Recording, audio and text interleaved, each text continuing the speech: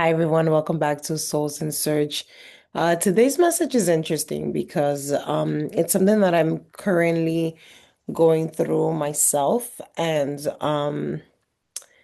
I thought at first, wait, is this message for me or is this message for the collective? But I am part of the collective, so it resonated so much with me, and I hope that it provides you some clarity or some insights for your own journey, as we're all just trying to figure this thing we call life. The first card that I pulled out from the Sacred Rebels Oracle card that I'm using is Diving for Light.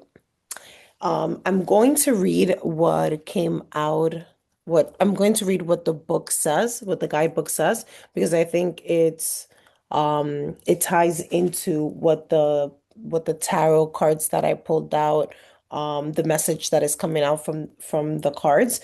It's a little bit long, so please bear with me. I think it's definitely worth the read. Okay, so how brave are you? You are diving for light. It can be so much simpler to seek light in the heavenly, in that which is blissful, sweet, loving, and kind. To look for the light in that which is dark is an advanced task that only a rebellious and brave heart will attempt. You may not feel that you have taken such a journey by choice, yet you have taken this wise challenge on from a deep within your soul. Your innermost being has evoked this situation in your life with the intention that you grow in power, wisdom, and creative juice. It also wants you to experience a bold and fearless trust in life and become further empowered to live it with zest and courage. The oracle of diving for light speaks of a time when you are called into darkness through life circumstances, situation, relationship challenges, or inner struggles that defy clear understanding. That darkness may be a creative block, a sense of being in a void, or feelings of depression, rage, sadness, fear, or anxiety. There may or may not be an obvious cause. The darkness might be generally accepted and socially acknowledged because there is a socially accepted obvious reason for it, such as death, divorce, or retrenchment. However, there may be no obvious justification for your experience of the darkness. You might not need a reason to be able to accept it. Likewise, you may struggle to find an unconditional acceptance of your experience. Just know that you're actually on track right where you need to be. Our creative process and our spiritual path go through a similar turning of the wheel. There's a spring and a summer in the season of our soul, as well as in the earthly ones. There is the autumn harvest and there is the death inherent in winter, when energy is concentrated and pulled within to seek out the darkness where it can rest, regenerate, and simply be until the time is right for new life, energy, and creative inspiration to bust forth. When diving for light, one must be willing to bear the darkness and understand it has a purpose, much like winter does upon the earth. It is not an error or through lack of consciousness that you are here now. It is a testament to your spiritual growth and creative process, not a sign that they are lacking or stalling. The healing process below will help you with your inward plunging and to successfully navigate it. This oracle brings particular guidance that although you are powerful, you're also vulnerable at this time. You need to be alert to sabotage and criticism that may make your progress more difficult than already is. That would be rather unnecessary. At least some of us, sorry, let me say that again. At least some of the people around you might be more attached to their fear and doubt than to their faith in your process and the ways of the creative, rebellious spiritual path that ask us to trust unconditionally. They may be frightened due to lack of understanding. You don't need to carry their fear for them. You have your own process to attend to, and they can choose to be inspired by your journey or frightened by it. They are free to respond as they wish, and whatever those responses are, they are part of their journey for them to work through. You also need to be vigilant against the darker forces within you Those are the voices that you may not expect, particularly if you are a pure-hearted being who typically resonates with love. These voices or feelings might surprise you with their dark intensity. They might be feelings of hate, terror, or of wanting only to sleep because anything further is just too hard. They may contain vicious criticism of yourself or tell you that your inner creative work is pointless, unoriginal, not worth it, or stupid. These dark forces might try to tell you that you are on the wrong path, suggest that you will fail, or ask with great condescension, who the hell do you think you are? You must stay alert in your heart. That's not what I said. Let me read that again. You must stay in your heart and not believe these dark forces. Stay in compassion. Fear creates the energy of anger, hate, and destructiveness. These forces are part of life. We don't have to be frightened of them, nor do we need to deny their existence or try to ignore them in order to find light in the darkness. We just need to hold compassion and be intelligently aware so we can avoid being seduced into the trap of needing to prove ourselves or into the mistaken belief that we need to fight against darkness. It is too easy to get up and trying to heal the dark. Darkness just is. Recognize it when it is there and be in your compassionate heart. All you need to do is make a choice. Will you stay in your heart or will you be seduced by darkness and overcome by hate or sleepiness? So it just goes on and on and on. But I thought it was a really interesting because um not everyone is going to understand your spiritual journey, your healing journey, or just any journey that you're taking because it's yours to understand. Yours. It's for you to understand the unfolding of it. I truly believe that everyone comes to this world with a purpose, whether to learn a particular lesson, whether to do something creatively that's going to impact the world in a large scale or um whatever that might be, right? Like I really believe that everyone comes here for a particular reason. And I found it interesting because, you know, as I am trying to figure out my own journey with God and the divine and what that means to me, um, I'm being I'm being challenged in a way by those around me that love me because this thing of, you know, s speaking to to spirit God, to, you know, having spirit guides or talking to the divine directly or um I shouldn't say talking to the divine directly because talking to the divine directly is like praying. That's what I believe in. And I think everyone has access to God through prayer and through whatever relationship you believe in.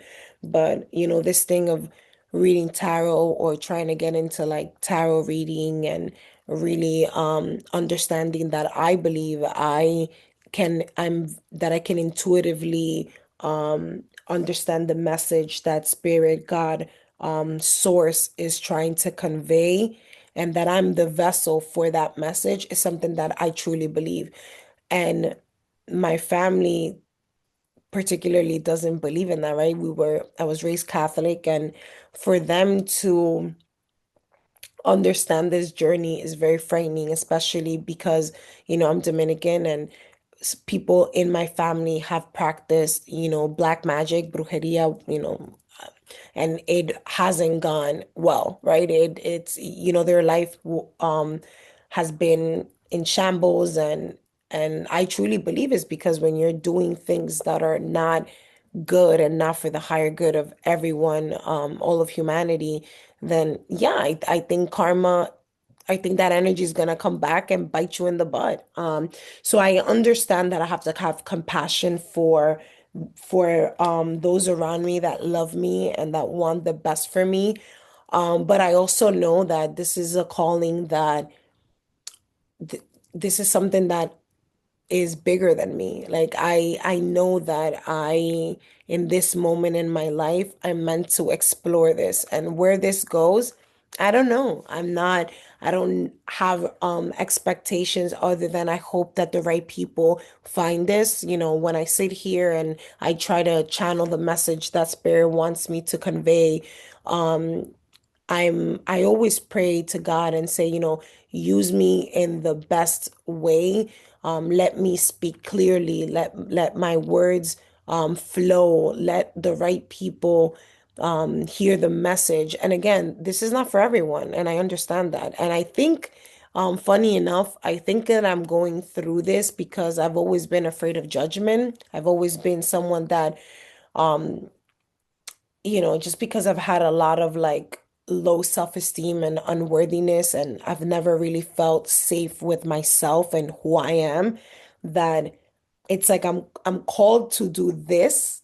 And it's like, why are you putting me through this when it's like the thing that no one around me, I don't know anybody personally, like in my circle that reads tarot cards or that is going through like the spiritual journey that I'm going through in the way that I'm going through. Again, I know that I really believe that spirituality is very personal to you and you have to figure out the thing that works for you. And I've done a lot of different things from retreat, to like really getting into yoga and meditation and like going to therapy and doing, the IFS model, internal family systems, and understanding my parts and why the relationships I have with my parts and so on. So again, the healing journey is different for everyone, and not everyone's gonna understand yours. And so when I pulled the tarot cards to just understand the message, just to get more clarification on what the message that Spirit wanted me to bring today is, with this card, the Dreamers of One, this talks about controlling, high expectations, bullying, unreliable. And what comes up for me is that people want to, in their own way, and I don't think they're doing it in a malicious way, at least not in my circle, in trying to control you by like putting fear, which like the fear isn't mine, the fear is theirs, but that's a part of you wanting to control the situation because you love this person so much and you feel that the path that they're going through is not the right path that they should go through, but it's because of their own fear and their own, you know, lack in their mindset, right? And then the second card that came out after the Dreamers of Wands was the Shadow card in reverse. And this one talks about, letting go of limited beliefs, detachment of fears, releasing addictions, breaking bad habits. And I think it continues to tell the story of needing to go of limited beliefs that, at least for me, right, that reading tarot, let's say using my situation as an example, that somehow it's bad, that somehow is diabolical, that somehow it's not of God. And I refuse to believe that. I refuse that someone like me, who I believe I'm pure-hearted and just like I'm such an empathetic soul, and I feel so deeply for humanity and for the pain and suffering that we're going through, and I've always wanted to be an inspiration, a motivation to people, and I'm getting a little emotional. And if this is the way that God wants me to to do that, if this is how he is asking me to step up, then this is the way that I'm going to do this. And I'm hoping that whoever's here listening to this message is taking, is using obviously discernment, because what I'm saying might not be for everybody, might not resonate for everyone, and that's okay. And I think again, it's part of my own healing and my own growth that not everyone's gonna agree with me, not everyone's going to um understand the path that I'm going through, and I have to be okay with that. And you also have to be okay with whatever that journey means to you. The last card that came out was the Eight of Cups. Looks a little blurry here. Let me see. Aye. Anyways, the Eight of Cups talks about avoidance, fear of change, fear of loss. And I think it's like it makes you question, right? When your family members or your friends are concerned and are saying like, Are you okay? Is this something that, like when you hear people that are concerned about you and are questioning what you're doing, you do you do become fearful and you do become resistant to like, well, I don't want to go down this path because I don't want to like lose my family or lose my friends um or like am I doing something wrong? And I think again the message that's coming out is like you're diving for light. You're truly diving for light, and how you dive for light looks very different than how other people are diving for their own light, and that's okay. And it honestly has taken me a long time. I think it's funny tarot that I'm taking tarot more seriously now because I don't think I would have been able to handle it 6 months ago, right? But I feel like I've done so much work on myself, specifically in these last 5 months of just really, like, really getting into my body and understanding what feels true to me, right? And for right now, this, like, I feel like this is a way that I can connect with God, with spirit, with my ancestors, with my spirit guides, with whatever, because I believe all of that is the same thing because it's all source. We are all one. We're all connected. Again, that's my belief. And so I don't think that if I'm really if I truly if my intentions are right, then how can I possibly be going down the wrong path? And if I am, then I those are the consequences that I would have to bear. The last card that came up as confirmation, because I always like to um get a last card to see how the whole message ties up. I got this last card saying your commitment is being tested. And I do believe that if you are somehow going through something, whether changing careers, whether reevaluating a relationship, whether it is you walking through a path that's different from what your family or society thinks you should be walking through, you're being tested right now. You're being tested whether with, people whispering limited beliefs, their fear, or your own mind playing tricks on you and saying like, are you going crazy? Is this right for you? Like, do you believe that this is the right path? And I think that's where you have to like stay strong and remember like why you're doing this in the first place. At least that's what I try to tell myself. Like whenever the doubts come in, that I start questioning myself on anything that I'm doing, I sit with myself and really ground myself and ask myself, God, you show me the light. You show me the way. If you don't believe that I'm doing something right, that is for the highest good of me and the highest good of all, then steer me in another direction. But that's not the case. And so I invite you to stay strong in your commitment, whatever that is, and be flexible that things might change, and that you're when you start changing, unfortunately, this is the cost of change, that not everyone's going to be able to come with you in your next chapter, or you're going to have to redefine how your relationships are going to look like if people don't respect or understand, what you're doing. So I invite you to just continue to stay on your path, whatever that path is. Continue to stay strong. Trust your intuition. Use discernment, of course. Like, don't just, go blindly.